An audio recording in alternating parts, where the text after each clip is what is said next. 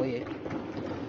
Mheshimiwa Spika, nimeona niyaseme haya kwa urefu ili Watanzania waelewe kuhusu swala hili la deni la taifa ambalo hupotoshwa mara kwa mara.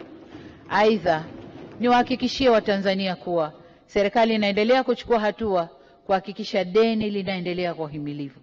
Tutaendelea kuimarisha ukusanyaji wa mapato ya ndani ili kupunguza utegemezi wa mikopo katika ugharamiaji wa bajeti zetu. Tutaendelea kuelekeza fedha za mikopo katika miradi inayokuza mapato ya ndani na mauzo ya bidhaa na huduma nje ya nchi.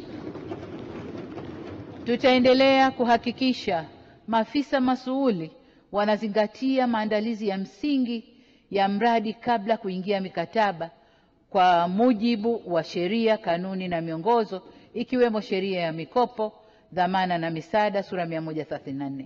Vile vile tutaendelea kuimarisha ufuatiliaji na usimamizi wa miradi inayotekelezwa kwa mikopo ili kuhakikisha inaleta tija iliyokusudiwa.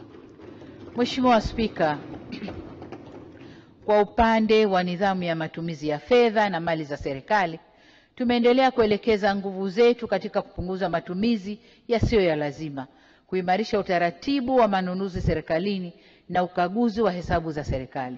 Kwa upande wa ununuzi wa bidhaa na huduma, tumehakikisha sheria ya mamlaka ya ununuzi wa umma inafanya kazi ipasavyo ili kuhakikisha kuwa kuna usimamizi thabiti wa sheria hiyo na kanuni zake.